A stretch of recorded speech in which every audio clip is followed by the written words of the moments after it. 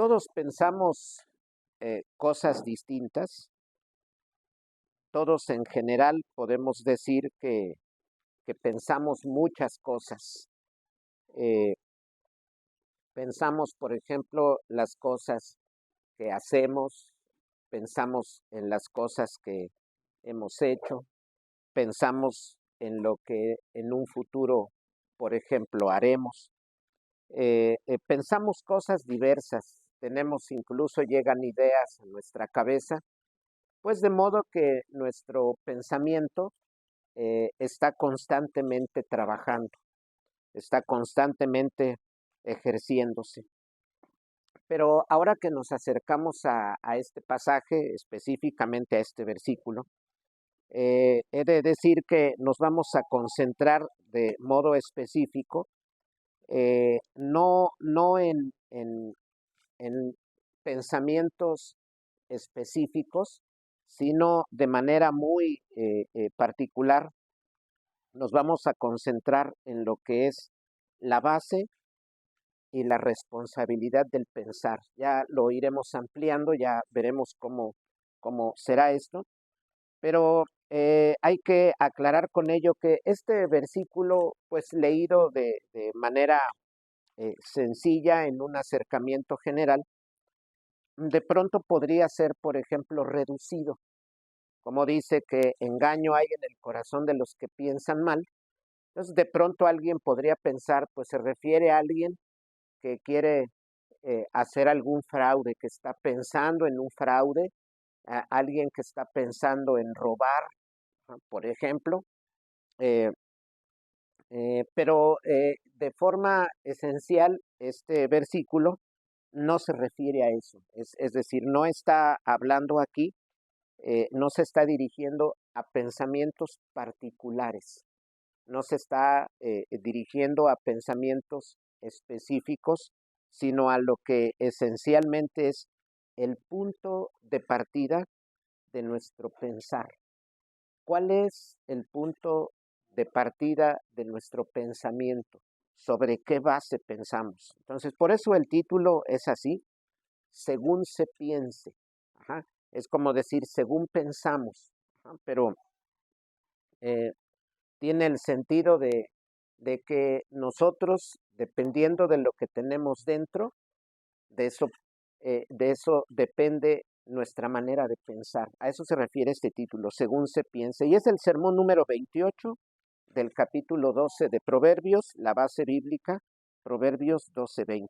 Bueno, el pensar mal, eh, eh, aquí bíblicamente se ve ligado al corazón, es la cosa primera que hay que afirmar.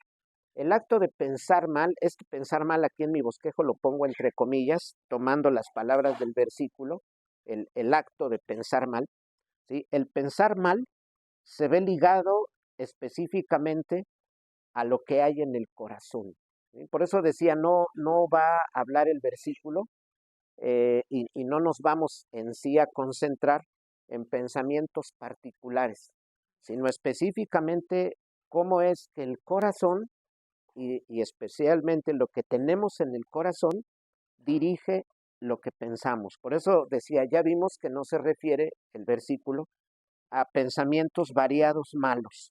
Hagan de cuenta que es como reduciendo el versículo a algo muy simple, pero indebidamente reduciéndolo es como si dijéramos, a ver hermanos, ejemplos de mal pensar, y uno alza la mano y dice, robar, mentir, fornicar, engañar. A ver ahora pensamientos buenos, ayudar, sobar, querer, hagan de cuenta, eso es algo muy bajo, de pronto se oye así como dice la gente, lindo, así, ¿no? Pero es una interpretación realmente monstruosa, está desnudando todo lo que trae el versículo, eso es algo muy bajo, incluso pues, es algo sumamente reductivo y no capta la esencia del versículo, porque ahí en ese ejemplo que pongo, como si se tratara de ejemplos de pensamientos buenos, como decir, deseos buenos, y ejemplos de pensamientos malos, deseos malos.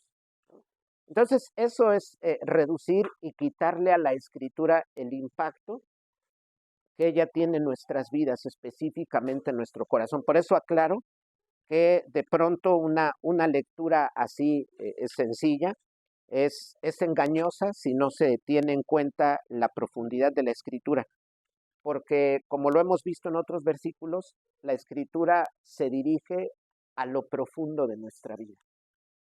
La escritura encara nuestra vida en lo más profundo de nosotros y especialmente esto se refiere al corazón. Y entonces hemos de decir que lo que hay en el corazón ha de determinar lo que nosotros pensamos, es decir, nuestro pensamiento en general, ¿sí? Y con esto los muchos pensamientos que tenemos, pero en general nuestro pensamiento está determinado por lo que hay en lo profundo de nuestro corazón. Y esa es la cuestión fundamental aquí sobre la que se va a desarrollar este sermón. Entonces, repito, lo que hay en el corazón determina lo que se piensa. Esa es la cuestión central de este versículo. Por eso decíamos que la escritura lo que hace es encararnos, ¿sí? Nos encara y nos pone de frente. El Señor nos mira sin que nosotros le podamos ocultar algo, ¿ah? Porque alguien puede decir, por ejemplo, pues yo tengo pensamientos buenos, tengo pensamientos de ayudar. La cuestión es, ¿y por qué ayudar? ¿Sobre qué vas a ayudar? ¿Ayudar como Dios dice o ayudar como Él dice? Ven, hermanos, que hay un fondo que no se resuelve. Entonces, pensar en el versículo como pensamientos buenos, pensamientos malos, es algo muy engañoso, porque alguien puede ayudar, pero con intereses perversos. Ajá. Incluso puede haber acciones como, digamos, una persona que le aplica a otra algún tipo de disciplina. Miren, por ejemplo, pensemos en un patrón que despide a una persona, a un trabajador lo despide, pero lo despide eh, eh, justamente, solo que el empleado se niega y él pues le tiene que hablar fuerte y decir, vete de aquí, estás despedido. La acción parece mala, ¿no? Pero en su base es correcta. Entonces, reducir este versículo a eso, como es lo que comúnmente y por desgracia hacen en general muchos cristianos, es quitarle a la escritura su impacto, porque ella está tocando nuestra vida. Entonces, lo que está diciendo aquí la escritura es que lo que hay en el corazón determina lo que nosotros pensamos. Y decía que esa es la cuestión fundamental. Por ejemplo, al dirigirse a Israel, recordamos Proverbios, naturalmente como parte del Antiguo Testamento, se dirige al pueblo de Israel.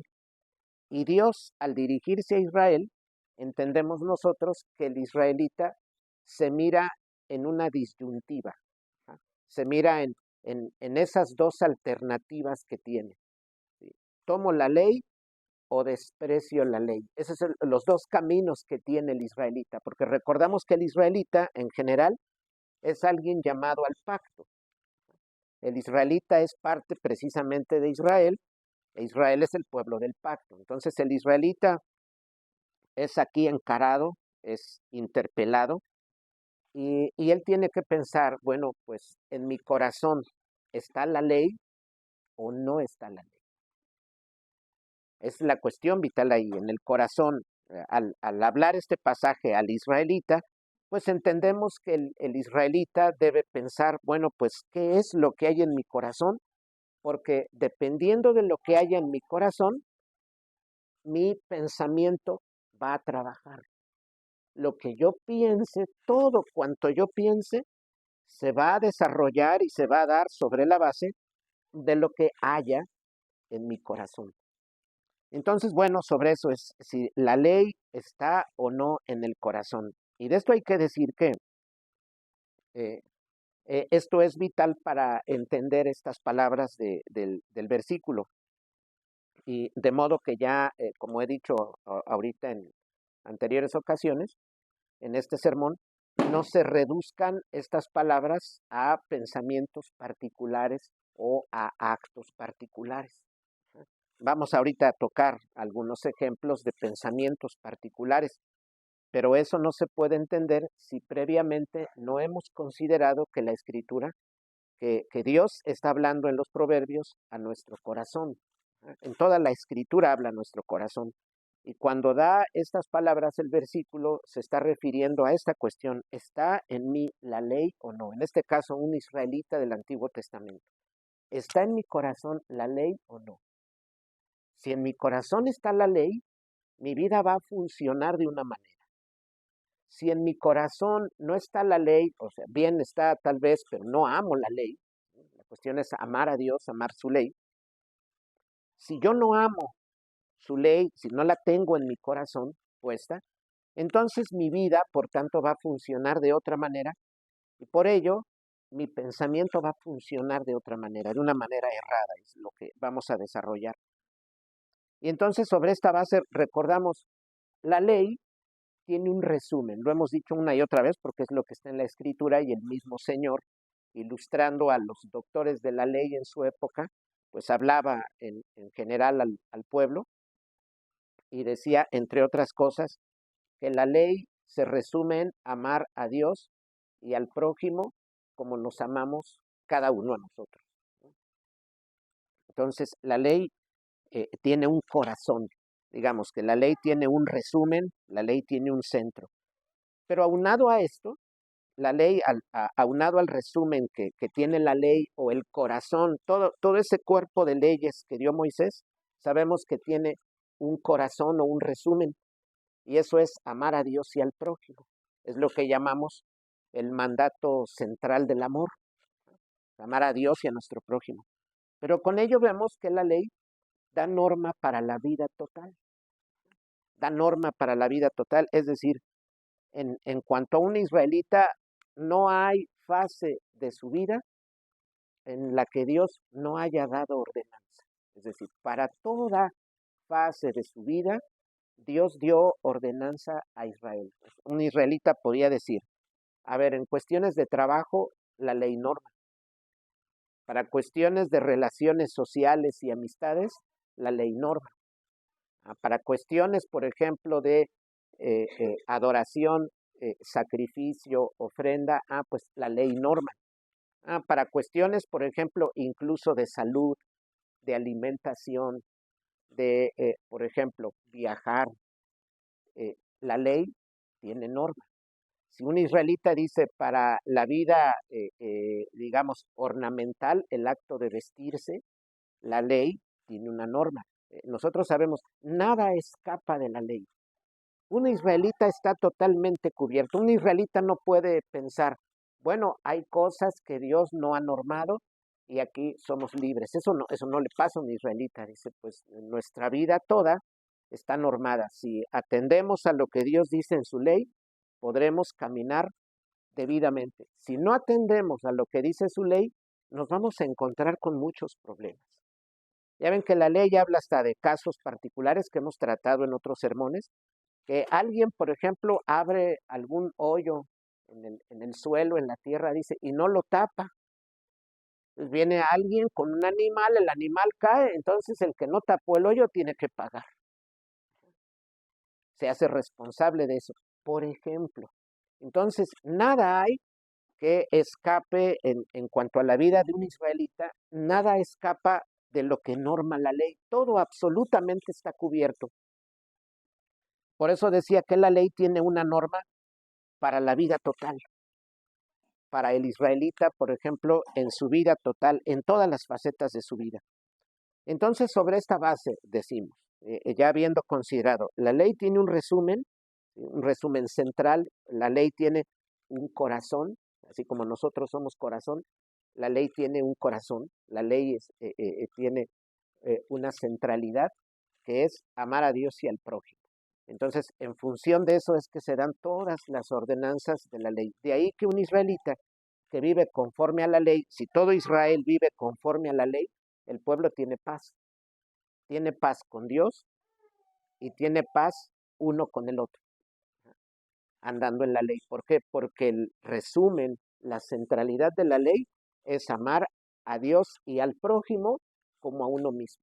Entonces, de ahí que todas las ordenanzas de la ley tendrán que ver o van a redundar en el hecho de estar en paz con Dios y tener yo paz con mi prójimo y naturalmente y mi prójimo conmigo. Bueno, pues teniendo esto claro, hablando de este resumen de la ley y que la ley toca toda la vida, si la ley no está en mí, viene una cuestión muy importante. De esta manera, si la ley no está en mí, va a haber una tendencia, por un lado, a no amar a Dios y con ello a no amar a mi prójimo. Pero esto se va a manifestar de una manera. Repito, si la ley no está en mí, va a haber una tendencia a no amar a Dios ni a mi prójimo, porque ese es el resumen de la ley. Pero este no amar a Dios y no amar a mi prójimo se va a manifestar de una manera específica. Miren, como la ley tiene un resumen, que es amar a Dios y a mi prójimo, y la ley toca toda la vida, entonces si la ley no está en mí, yo no voy a amar a Dios y a mi prójimo, pero lo voy a hacer de un modo específico. Lo voy a hacer concentrándome y poniendo mi atención solamente en un aspecto de la vida. Lo que para nosotros es, por ejemplo, un aspecto modal. ¿Qué voy a hacer? Voy a concentrar mi visión solo en un aspecto de la vida, en eso me voy a concentrar y esto va a dar como resultado una muestra de desafecto hacia Dios. Ejemplo de esto, miren, por ejemplo, que diga un israelita, no, pues Dios como que no comprende, pide para el sacrificio un animal y un animal es caro. ¿En qué se concentra? En lo económico y por causa de eso le falta al Creador. Así es el proceder. Ese es un ejemplo que pongo. Cuando dice, por ejemplo, es que Dios pide un animal, es mucho. Entonces se concentra en cuestiones económicas y entonces, digámoslo así, priva a Dios de lo que a Dios le pertenece, que es amarlo por sobre todas las cosas. Otro ejemplo de esto, que alguien diga, y yo lo anoto aquí en mi bosquejo con ese signo que suelo poner a veces en el chat, entre paréntesis un signo de interrogación hacia abajo, se da alguna frase y luego entra ese signo entre paréntesis, solo el signo de interrogación hacia abajo, y es un dicho con ironía, ¿no? Como cuando dice alguien, oye, pues terminó la carrera a los 40, ¿no? Se hizo licenciado a los 40, ¿no? Hablando de un joven, pues, de la universidad, ¿no? Decir, oye, acabó a los 40, pues ya está medio grande. Si no tuvo la oportunidad y adelante le echó ganas, pues es de aplaudirlo, desde luego, ¿no? Pero si es muchacho de casa y a los 40 acabó la carrera, pues es natural que se gana muchos señalamientos. Entonces se dice, mira, se hizo licenciado a los 40. Se pone ese signo y entonces se vuelve un dicho eh, irónico.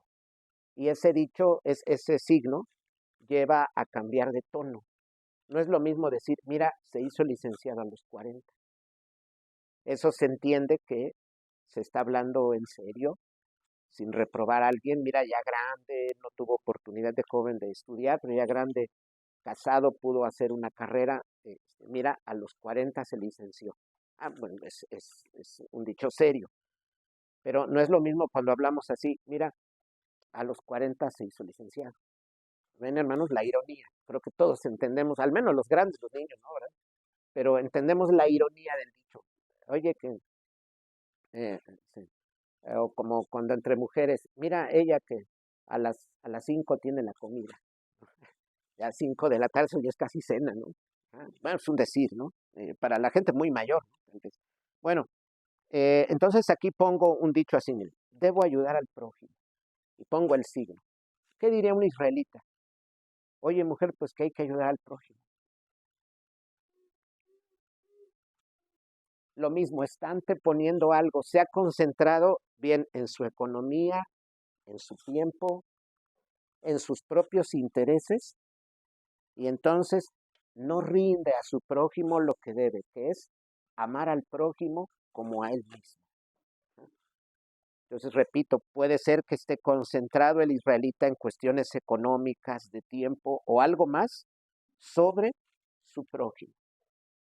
Otro ejemplo, que algún israelita hubiera dicho, o que haya dicho, oye, es que el tabernáculo, el trayecto hasta el tabernáculo está muy lejos. Concentrando su visión en el tiempo, la economía o alguna otra cosa, y entonces faltando en cuanto al amor que a Dios debe. Y es como ordinariamente funciona esto. Así funciona el hombre, lamentablemente. Como algún israelita que diga que ya llegó el séptimo año que hay que, o tal tiempo que hay que descansar la tierra, con cierta desaprobación, ¿no? Pues yo quería seguir trabajando porque el hombre quiere seguir produciendo. En alguien trabaja, por ejemplo, no solo la gente del campo en la ciudad, va alguien con el médico y el médico dice, va a tener reposo en casa. Y es lo que menos tiene la persona. Tal vez la familia no lo deja trapear, no la deja trapear a la señora, al señor no lo dejan salir a moverle algo al carro, pero ya cualquiera de los dos agarra un trapo y ya está limpiando la mesa. Ya se acercó a echarle agua allá a la sopa. Es decir, ya está haciendo algo, no se resigna a decir yo voy a descansar conforme la indicación médica, se para y dice yo busco. Entonces alguien lo mismo se jubila y es difícil que diga ya me jubilé, ahora sí a dormir, es muy difícil, ¿no? ¿Qué hace? Pues dice, con el dinerito que me dieron voy a hacer esto, voy a hacer esta otra cosa, voy a hacer aquello, eh, determinadas cosas, pero eh, le cuesta trabajo, no pone en práctica el hecho de decir, voy a descansar, porque la costumbre es trabajar. Dice, ¿qué voy a hacer? Pues seguir. Entonces, un israelita que trabaja la tierra dice, pues quiero seguir produciendo para vender, para eh, algo más, y de pronto se da la indicación en la ley, hay que dejar descansar la tierra. Entonces, nos podemos imaginar israelitas diciendo, pero ¿por qué descansar la tierra?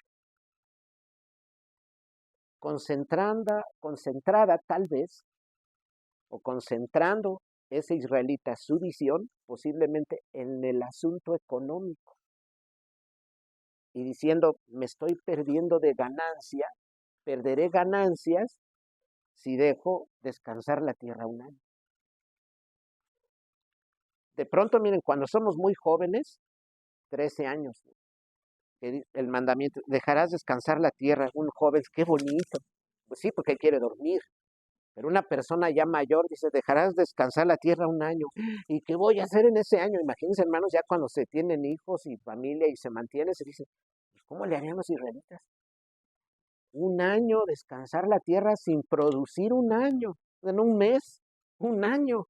Cuando se mira eso con toda seriedad, uno dice, pues implica un, una cierta forma de cuidado y administración los 6 años anteriores para dejar descansar un año la tierra. Cuando todo eso no se daba, pues nos podemos imaginar a un israelita diciendo, pero ¿por qué descansar la tierra? Miren, otro ejemplo.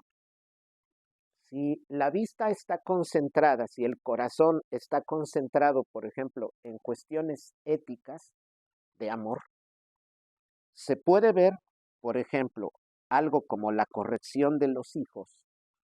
La ley, por ejemplo, dice, si el muchacho es así y así y así, que es glotón, no obedece y hace cosas indebidas, dice, lo llevarás con los jueces para que lo maten. Entonces, alguien concentrado, con una visión centrada en las cuestiones éticas, podría decir, no, pero es que la juventud necesita comprensión, la juventud necesita amor. Y eso va en contra de Dios, porque estoy concentrado en cuestiones éticas de amor y le falto a Dios. Es decir, los israelitas antiguos no eran distintos de nosotros y nosotros en esto no somos diferentes de ellos. Diferentes culturas, diferentes lenguajes, diferentes factores, pero corazones similares. Recordamos que en el corazón estamos unidos, estamos ahí todos incluidos. Entonces es natural que las cosas que los israelitas pensaban pues son similares en ese sentido a las que pensamos nosotros actualmente. Entonces un corazón, por ejemplo, la falta de ley, la falta de la ley en el corazón, un corazón que no tiene la ley en él, que no ama la ley, que no está dirigido y con tendencia hacia la ley, genera un pensamiento mal dirigido que pervierte todo lo que vive, lo pervierte. Ajá, una mirada que podríamos decir, así como dice mucha gente, negativa, en el sentido negativa espiritualmente.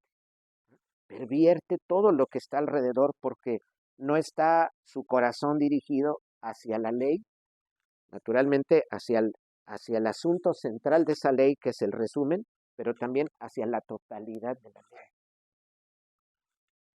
Y decía que así funcionan las cosas. Entonces, un israelita sí que hace, pues pervierte en su vida el lugar que Dios tiene, pervierte el lugar que tiene su prójimo, pervierte, por ejemplo, la generosidad, la disciplina, las relaciones sociales, el trabajo, la limpieza, la ofrenda sacrificial, etcétera. Porque nos damos cuenta en la escritura, ¿no? Cuando Dios dice, me darás este animal sin defecto de un año. ¿Quién quiere dar el mejor? Miren, todos tenemos una tendencia. Estamos contando moneditas y sale una bien brillosa y no la queremos dar. Fíjense, es curioso, ¿no, hermano? Es curioso. Antes, cuando éramos, algunos éramos pequeños, ya tiene bastantito de eso, eh, nos enseñaban, cuando sale un billete sin doblar, era para el templo. Así nos enseñaban. Aquí hay varios a los que somos varios aquí a los que nos enseñaron así. Nos comprábamos un suéter, porque está bonito, y nuestro pensamiento era, el domingo lo estreno. Fíjense qué forma de pensar. Ahora ya mucha gente dice, no, me lo estreno en la oficina, me lo estreno el viernes, los jóvenes me lo estreno en el antro, ¿no? Pero no, antes era algo distinto, ¿sí? A ver, me compré unos zapatos, no, todavía no los puedo usar. ¿Y cuándo los vas a usar? ¿El lunes para la escuela? No, el domingo. Fíjense, el estreno era dominical, ¿no? Todo era ahí el domingo. Entonces, la tendencia que había salió esta moneda brillosa, guárdala, es para la ofrenda. Entonces había papás, mamás en casa con una tendencia a decir el mejor billete, ¿sí?, para el templo. Ya ven que ahora, pues muchas veces en las iglesias de pronto están contando los diáconos, aparecen hasta las monedas de las maquinitas, unas que están como rajadas para meterse, ¿no? De pronto corcholatas. Pero antes no había eso. Esto de que pues cayeron moneditas de 5 centavos, ¿no? Bueno, como la actual. Eso lo digo porque el israelita también padecía eso, ¿sí? Era un hombre como nosotros y diría, oye, esta oveja está buenísima, mira, de un año, no tiene defecto, está perfecta. Seguramente la habría querido para otra cosa y no para la labor sacrificial en el tabernáculo. Pero Dios decía, llévatela. Pero su corazón puesto en intereses, dice, es que el costo le podría sacar más acá que solo dándola al tabernáculo. Porque si la vendo, le saco algo mejor. Ya ven que hay formas incluso de, mucha gente dice, tengo un carro. Hay gente que dice, lo voy a vender, le sacaré lo más que pueda. Otras gentes son listas y dicen, no, yo tengo el carro, lo voy a desarmar y por partes le saco más. Pues hay gente que tiene esas habilidades. No todos tenemos eso, ¿no? Pues algunos no tenemos ni la más mínima idea de cómo vender ciertas cosas, a veces ni de cobrar, ¿no? La cooperativa de pronto pues uno terminaba pagando, ya así como me daban las bolsas para venderlas a los niños, me daba pena cobrar y mejor compraba yo la bolsa. Sí, yo creo que así varios, ¿no? Bueno, pero esto digo por el israelita que seguramente diría, ¿podría a esta oveja sin defecto sacarle más ganancia tal vez vendiéndola, o bien guisándola, vendiendo el guiso en algún festín, no sé, de algún otro modo, ¿no? Pero resulta que hay que llevarla al tabernáculo. Entonces sus ojos puestos en un interés económico, pues le llevaba a que le costara trabajo entregar ese animal. Entonces, por una concentración en algo que no tenía que ver con poner a Dios por sobre todas las cosas. Y en eso digo de nuevo, pues no son ellos distintos de nosotros. Y ejemplos de esto, hermanos, miren, hay muchos en la Escritura. Por ejemplo, la queja del pueblo al salir de Egipto.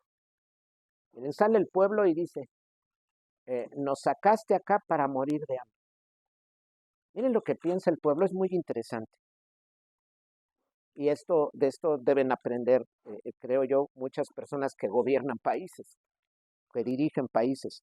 El pueblo está pensando, la necesidad fundamental que tenemos, Moisés, es el alimento. Aquí todo se trata cuestión de comer y de tener algo.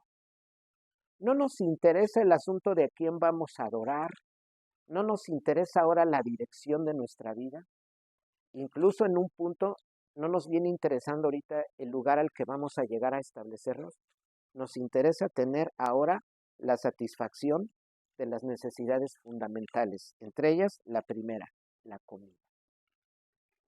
Nos sacaste, dicen el pipirín, como dice la gente, ¿no? Así salen, hola señor, buenos días, ¿a dónde va? A darle para la papa, ¿no? Dicen, para el pipirín, el, para el nabo. Entonces, la gente suele pensar, pues, y así el israelita, nos sacaste para morirnos de hambre. Eh, Están ellos pensando, la cuestión fundamental de nuestra vida es que nuestras necesidades básicas estén cubiertas. Miren, hermanos, hay engaño en el que piensa mal. Hay engaño.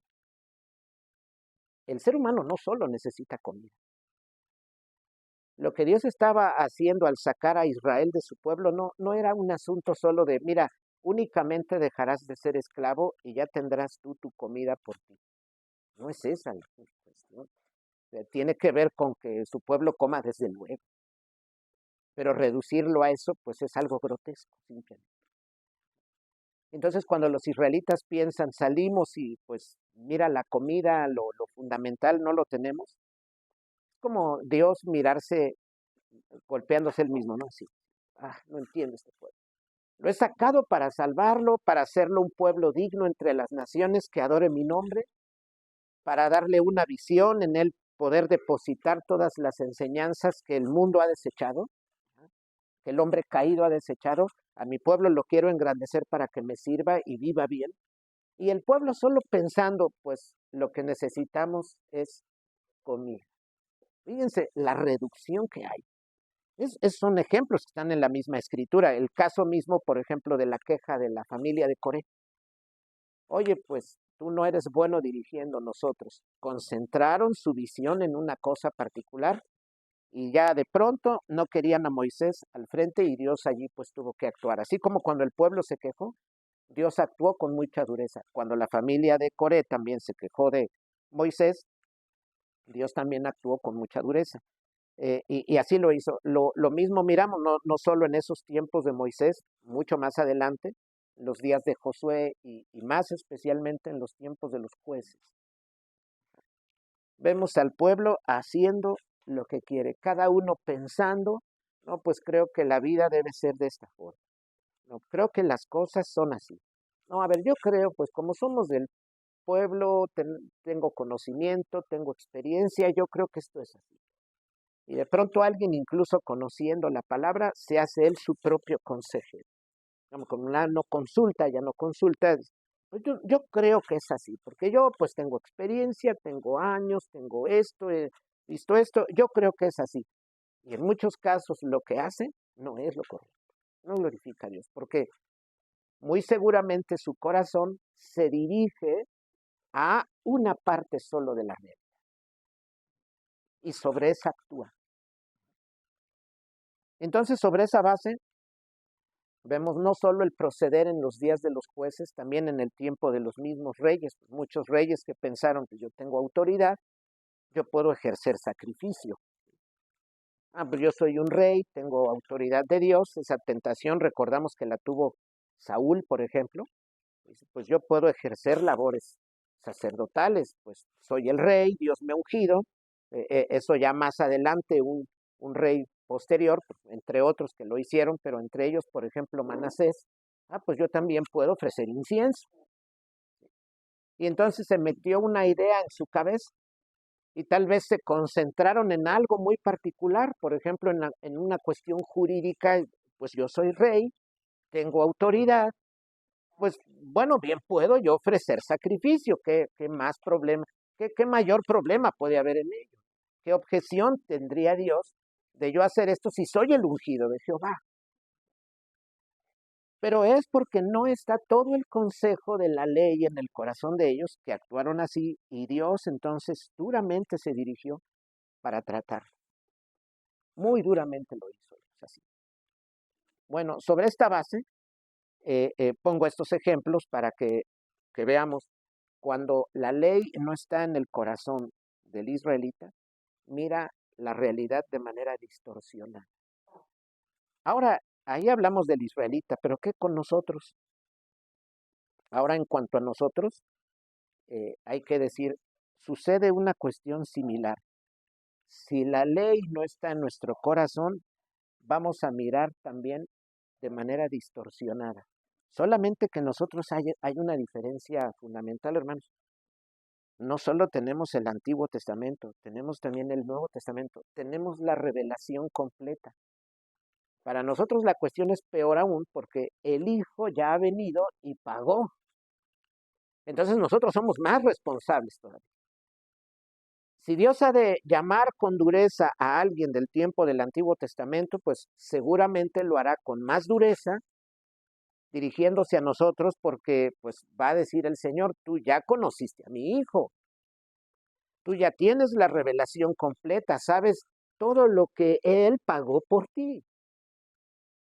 Es natural que el juicio no va a ser de la misma manera para los antiguos que para nosotros que ya gozamos de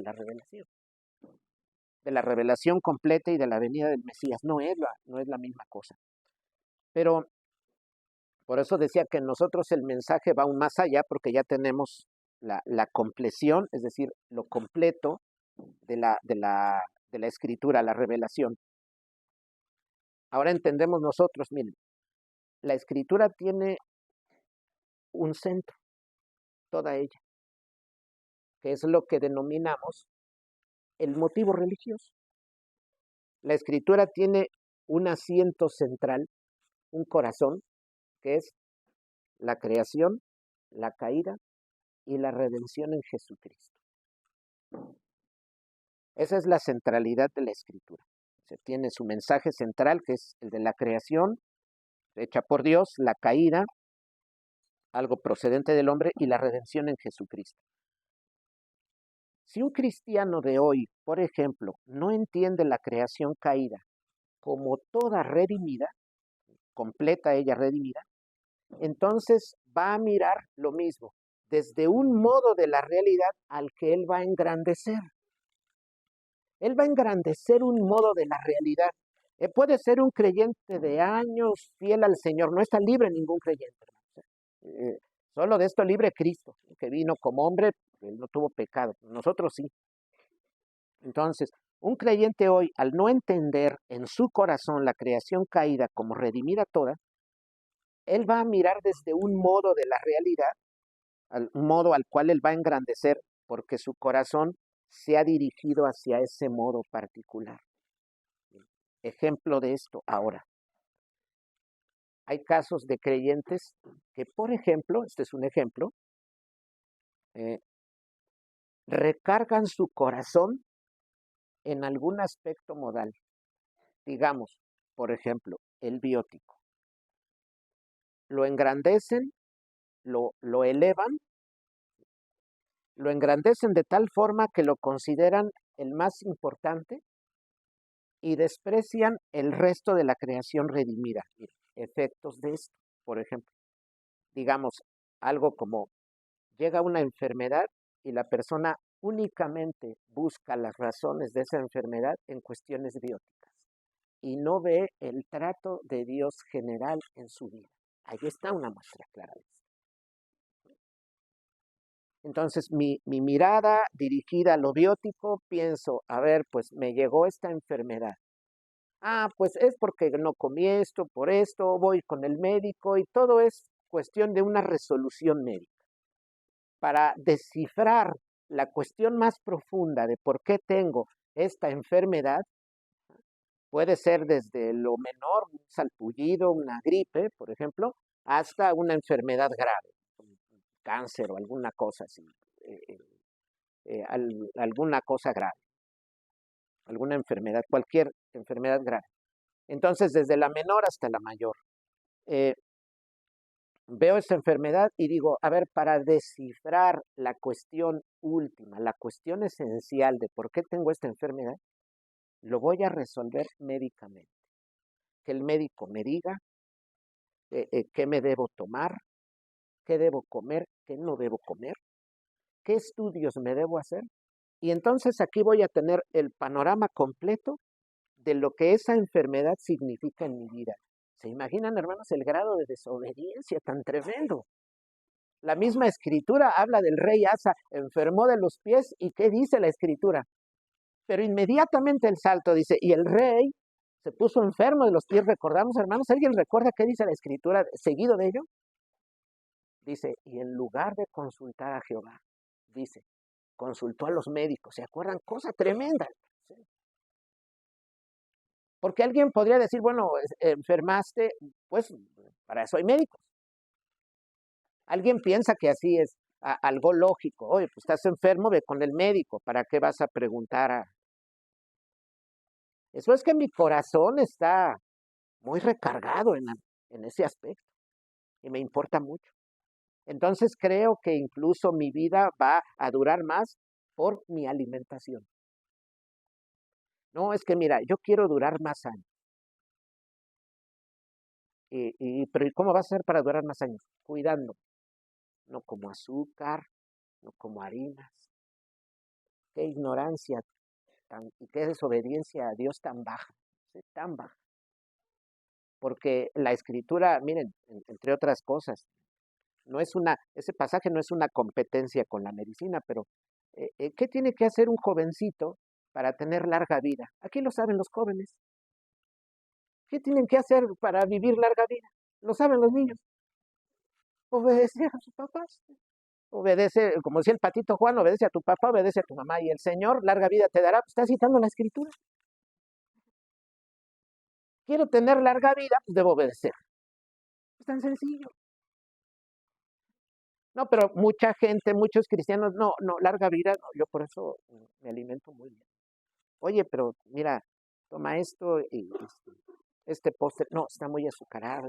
Piensan que son muy buenos cuidándose y por eso hemos dicho que de todo eso Dios suele burlarse, porque mucha gente de pronto mucho se cuida y muere de algo inesperado.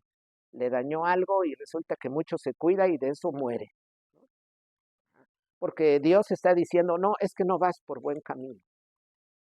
Mira, de nada te sirve cuidarte si tú no amas profundamente mi ley, si tú no tienes mi ley profundamente en tu corazón. Mira, te puedes cuidar y hacer maroma y teatro y tener la mejor alimentación, de nada te sirve. Si tú no tienes mi ley en tu corazón, no vas a caminar de manera adecuada. Entonces, ¿qué sucede? ¿Qué sucede? Muchos así se concentran en un aspecto. Ya hablaba de lo biótico. Llega la enfermedad y solo pienso en razones bióticas para resolver. Para descifrar la cuestión última de mi enfermedad, de mi estado de vida, ya no consulto a Dios. Me lo va a decir un examen médico. Tienes de esto tanto, 0.6 de esto, 7.8 de esto, 180 de esto, 300 de esto, 200 de esto. Entonces, tal parece, tomo mi estudio. Ah, esto soy. Qué ignorancia, hermano. Es algo bajísimo. Algo bajísimo es. Es una desobediencia muy grande. No extraña que Dios, ante cosas así, pues Dios reprenda. Tan sencillo. Que Dios reprenda, porque Dios es así, no lo podemos engañar. Eh, Otro caso, ponía un ejemplo con el israelita, un cristiano de hoy que diga, es que corregir a los niños es falta de amor, es que está concentrada su mente en aquello que no debe estar concentrado. Ha elevado lo ético por sobre Dios mismo. Dios está diciendo, tu hijo no obedece, corrígelo. Y quien en eso se pone en contra está en contra de Dios. Quien eso tiene en menosprecio está en contra de Dios porque ha concentrado su mirada en aquello que no debe concentrarse. Es decir, ha puesto su corazón, ha amarrado su corazón a por ejemplo, algún modo de la realidad, y en eso se ha quedado y eso lo engrandece, lo eleva de tal forma que termina olvidando el lugar que Dios tiene. Le dice la Escritura que Él se amará por sobre todas las cosas. Otro ejemplo, si se engrandece lo estético, resulta que me concentro en lo estético. ¿Qué sucede con mucha gente así? Tiende a poner la atención en la apariencia, en el buen verse. Todo es cuestión de ya no de qué Dios quiere. No sabes dónde estuvo el error. No traías abrochado el traje adecuadamente. No, volteaste mal. Ven así mucha gente, ¿no? Mira, es que todo es cuestión de tu imagen, que te pongas esta ropa y para que te veas bien. Desde luego que no estamos diciendo con todo esto que no importe lo biótico, que no importa lo estético, que no importa lo ético. Claro que no estamos diciendo eso. Todo eso tiene su importancia, pero todo eso rinde servicio a Dios. Yo no puedo amar como yo quiero amar, yo tengo que amar como Dios dice que ame. Yo no me puedo cuidar como muchos dicen que se debe cuidar el cuerpo. Tengo que cuidarlo como Dios demanda que yo lo cuide. Porque por eso hay mucha gente dice, por ejemplo, no, pues que la medicina ha avanzado. Pues, sin duda, desde luego, y eso no lo menospreciamos, muy al contrario, lo valoramos sobremanera. Pero quien diga, mira, la dirección ahora en cuanto a la medicina viene de las facultades de medicina y de los médicos, decimos, está perdido. Está perdido. Una persona así, un creyente así, deshonra a Dios. Deshonra a Dios. Si creemos que la dirección está en lo que dicen las universidades, los profesionistas, cuando no hablan dirigidos en sus vidas por la palabra de Dios, entonces decimos, están equivocados. Y muchos creyentes se niegan a ver eso, no alcanzan a ver eso. Y cuando oyen este tipo de cosas piensan, no, pues se está en contra de las carreras, se está en contra de estudiar, se van a otras cosas, un poco como sucede en casa, ¿no? Que llega el marido, oye amor, ya estuvo la cena, es que traigo mucha hambre, me agarras de criada, no te importa, si es una pelea ahí. Y no, él no le está diciendo criada ni nada, simplemente es que llegó cansado y llega con hambre y lo que quiere es cenar. Entonces ella dice, para eso me agarraste de criada, pues, ya sacan cosas que ya no tienen que ver, ¿no? Pues así sucede con muchos. Bueno, pues esto decía, hermanos, como este ejemplo, se engrandece lo estético y solo pienso en las cosas como cuestión de armonía, que todo se vea bien, en el buen verse, por ejemplo. Ya no importa la centralidad de la vida, de lo que Dios quiere. Un caso común es el de engrandecer, por ejemplo, lo económico.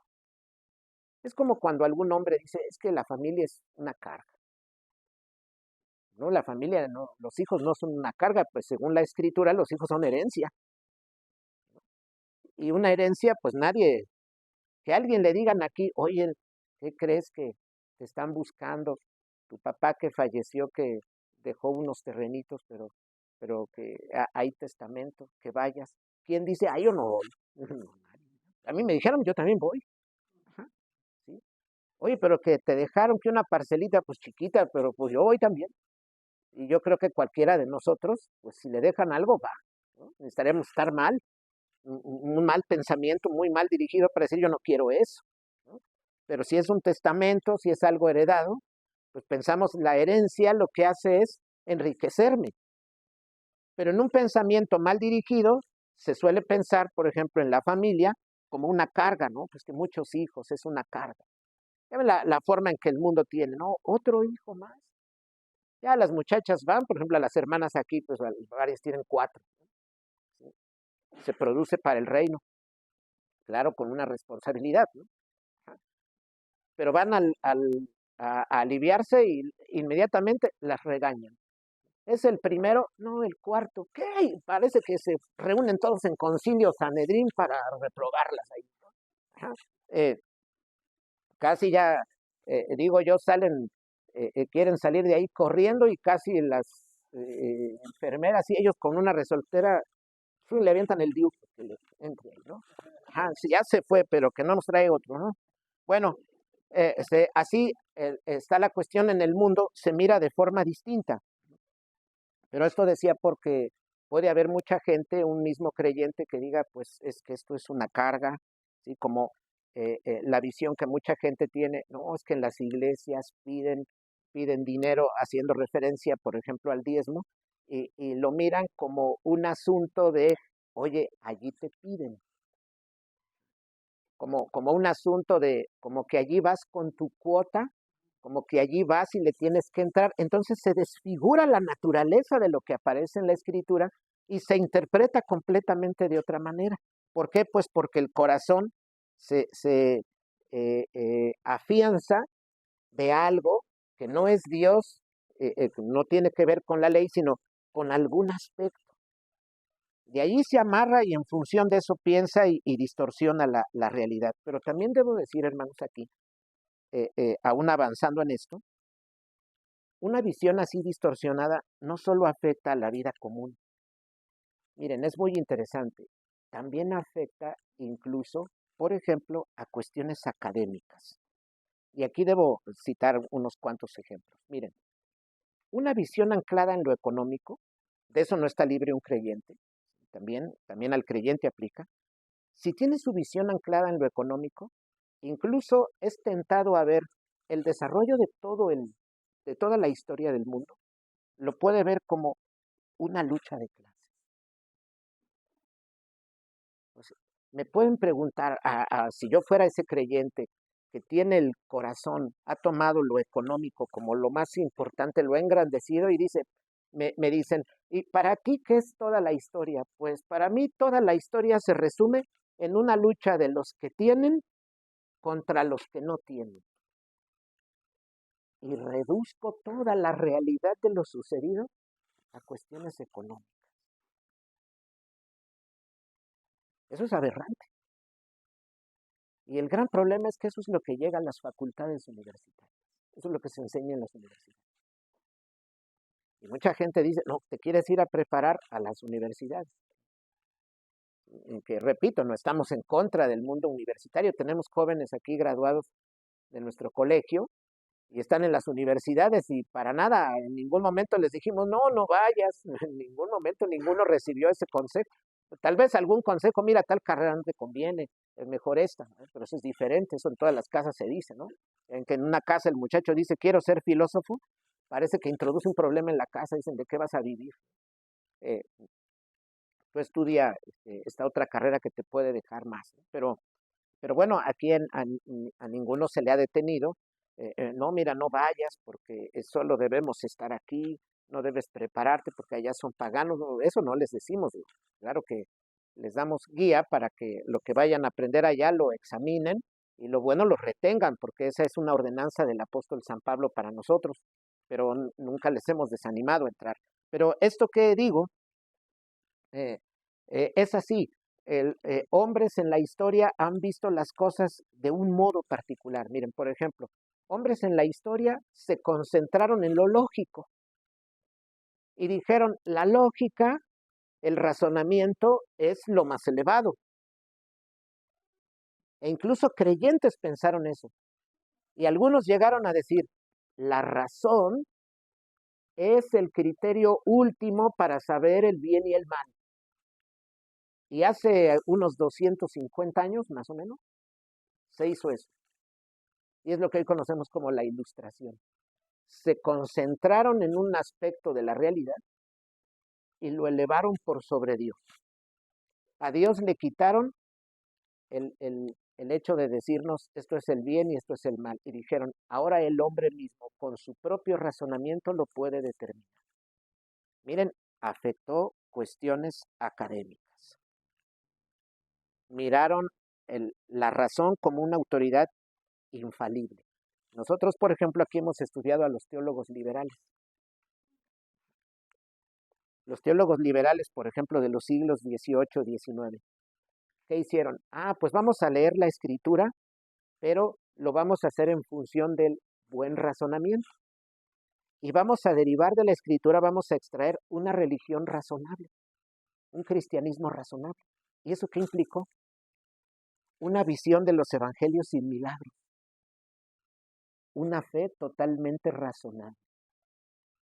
Estaban concentrados sus corazones en lo que llamamos el razonamiento. Miren, y lo que llegó a hacer esto, ¿no? Destrucción de muchas iglesias, apostasía de muchos cristianos en esos 2 siglos, los siglos XVIII y XIX, 2 siglos de gran apostasía. Pues miren, son 2 siglos de mucha apostasía, y ¿qué nos viene entrado el 20? Pues 2 guerras. ¿No extraña? Nos apartamos de Dios, pues ¿qué tiene que venir eso? No puede venir otro resultado. Las naciones hicieron eso, las naciones que dijeron, somos los que traemos el estandarte de la fe y guardamos el depósito de la doctrina, se perdieron con doctrinas de la denominada fe razonable, buscando una fe racional. Pues ¿qué hicieron? Dieron lugar a un gran abandono del evangelio verdadero en sus iglesias. Se perdieron, y lo que debía venir pues es una hecatombe mundial en el siglo XX, de hecho desde antes, desde el XIX. Bueno, así muchos hombres, por ejemplo, otros dijeron, no, yo no voy a concentrar mi visión, mi corazón por ejemplo, en lo económico, lo estético, lo lógico. Yo en otra cosa, la libertad del hombre. Es allí lo histórico, pero para no entrar en más detalle, en la libertad humana. Y entonces se concentró todo en la libertad del hombre. Lo que tú quieras, que tú tomes tu decisión, que tú estés donde te convenga, que todo para ti sea favorable. Lo importante de todo es que tú estés bien. Lo que tú creas, donde tú te congregues, como tú vivas, mira, eso no es importante. Lo importante es que tú estés bien. Lo importante es que tú elijas. Lo importante es que tú tomes tus decisiones. Miren, un corazón totalmente apartado de lo que Dios demanda. Bueno, pues dejo estas cuestiones y paso a una última faceta de esto. Miren, hay un asunto también en el que se muestra esta distorsión. Cuando no está la ley en el corazón, en muchos casos, cuando no está la palabra, cuando no estamos tomados por esa palabra y no tiene el impacto total ella en nosotros, entonces nos vemos influenciados por factores que son externos. Miren, uno de ellos, por ejemplo, muchos creyentes, por ejemplo, influidos por ideas paganas, han asumido un dicho que tienen los paganos. Y este dice, y todos lo conocemos, piensa mal y acertarás. Lo han oído todos lo hemos escuchado.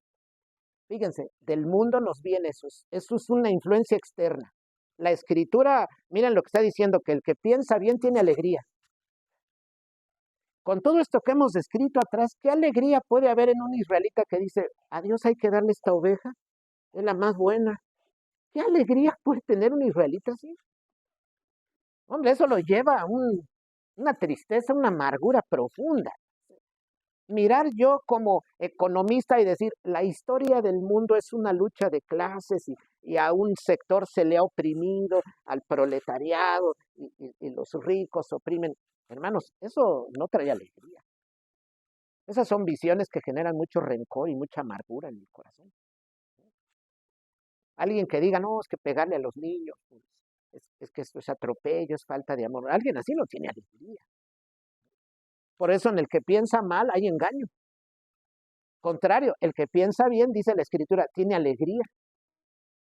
Equivalente a lo que nosotros denominamos hoy el gozo del Espíritu. No puede tener la tristeza, puede tener el gozo del Espíritu si está pensando adecuadamente. Pero decía esto porque iba a este caso que voy a mencionar.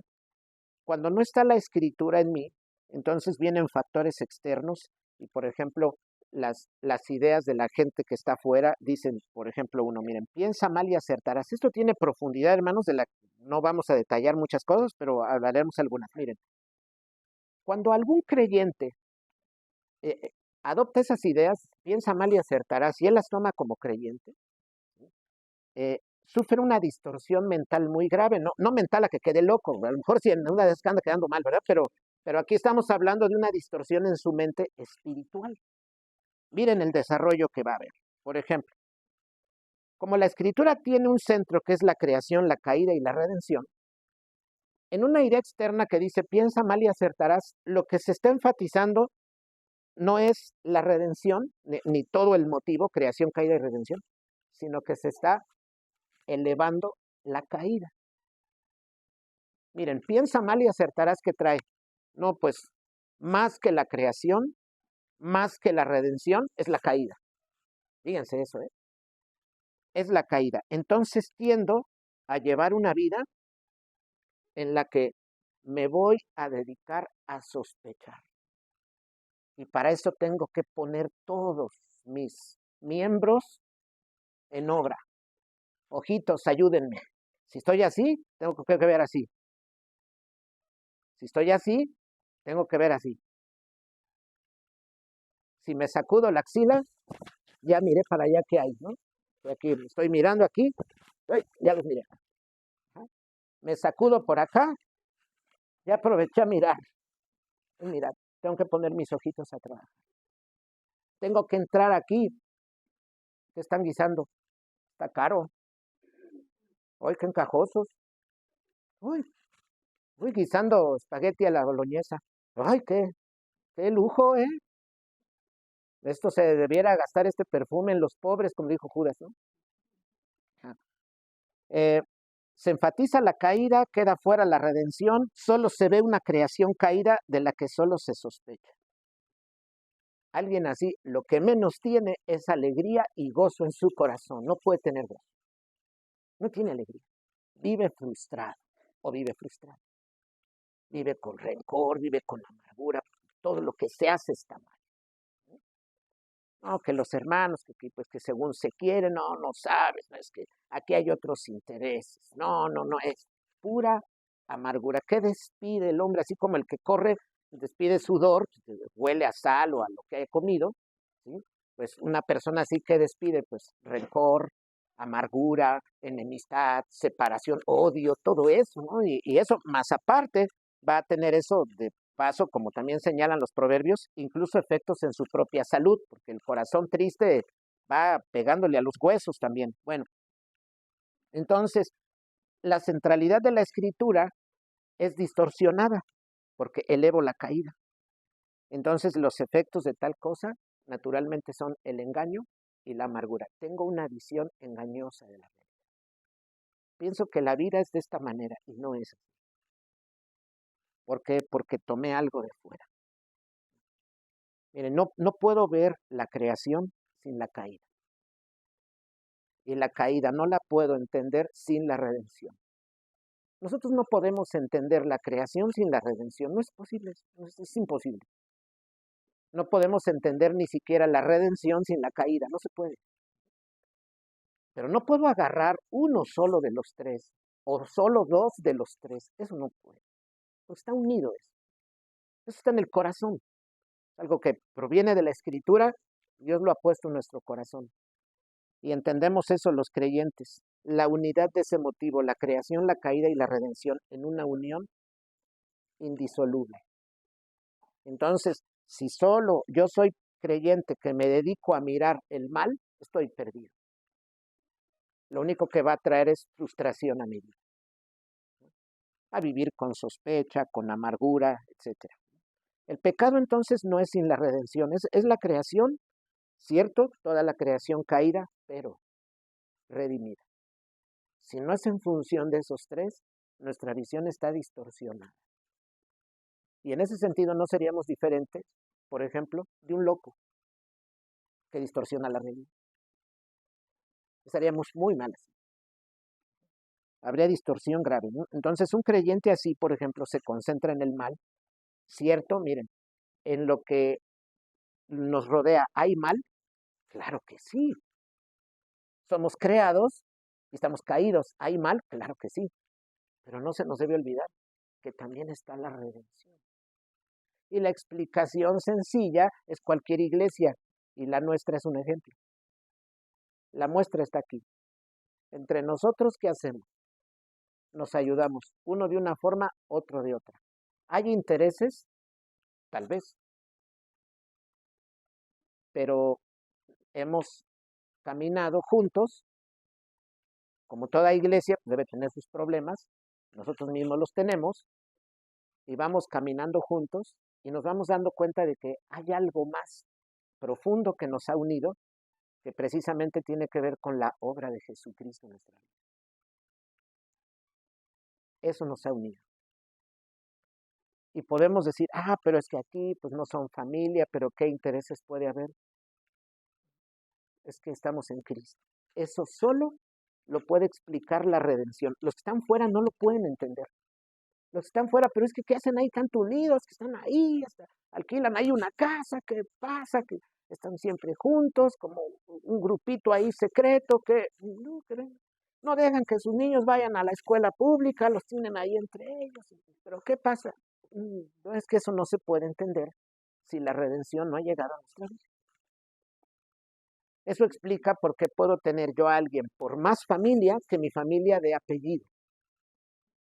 Y a un hermano que no tenga que ver con mi apellido, por ejemplo.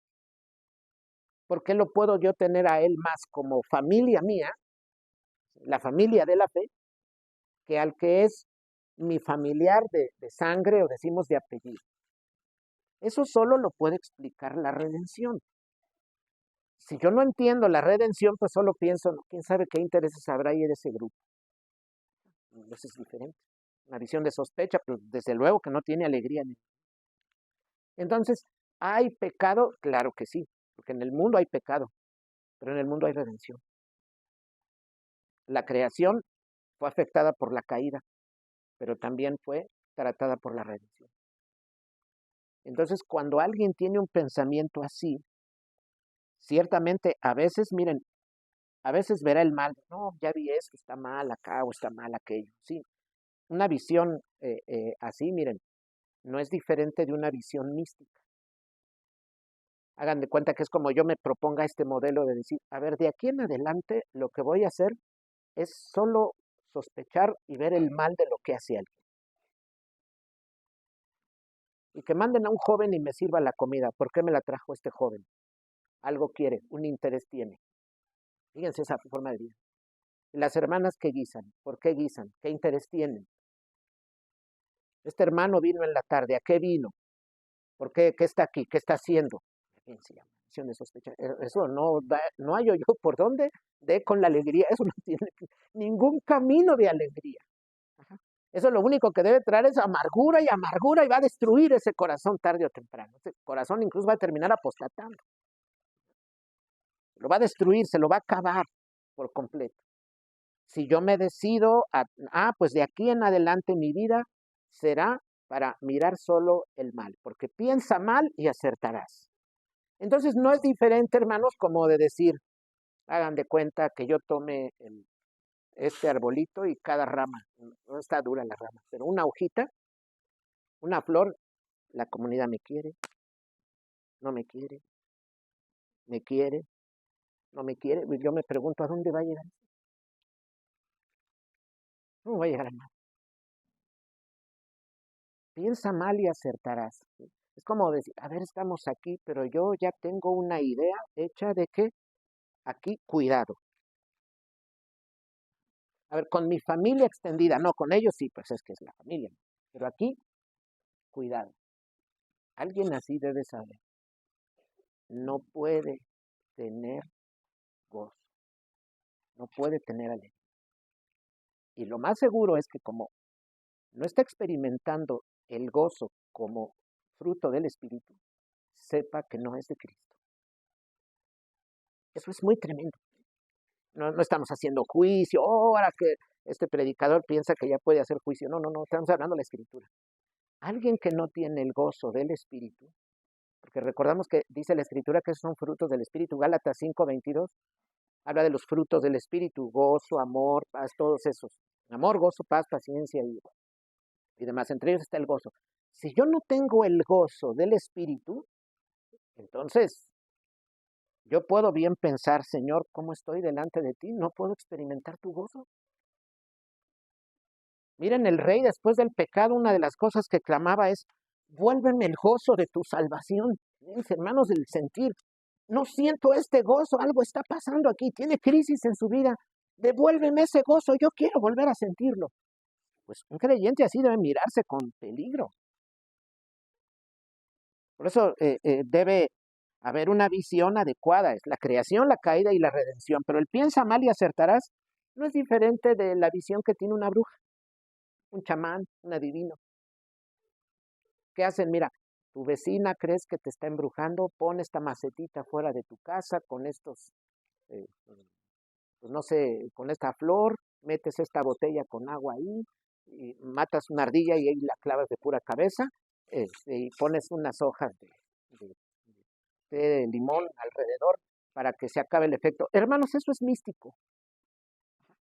Tan místico es como yo entrar aquí y decir, piensa mal y acertarás. Tan místico. Ven, hermanos, que no es diferente. No soy diferente de un brujo. La estadística de mi vida, mi aprendizaje, mi manera de andar, se da sobre la base de el piensa mal y acertarás.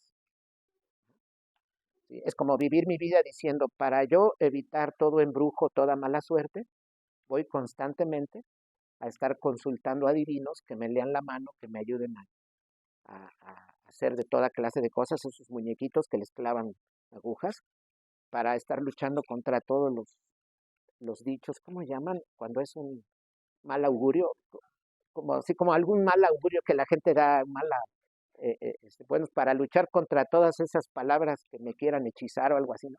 Entonces voy a aprender eso. Pues no es distinto, hermano, de una visión que dice, piensa mal y acertarás. Eso va muy mal, sumamente mal, porque no está en mi corazón la centralidad de la palabra, está la caída. Ciertamente es que en el mundo está la caída.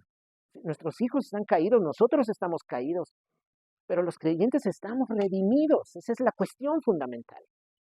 Si no se entiende este elemento, creación, caída, redención en su unidad indisoluble, no podemos entender, no podemos tener gozo del Espíritu en nuestras relaciones, por ejemplo, como creyentes.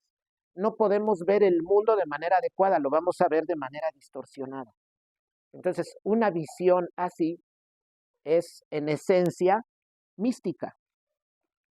¿Por qué? Miren, cuando se dice piensa mal y acertarás, a veces se atina, sí. Siempre. Es que es místico. Es místico.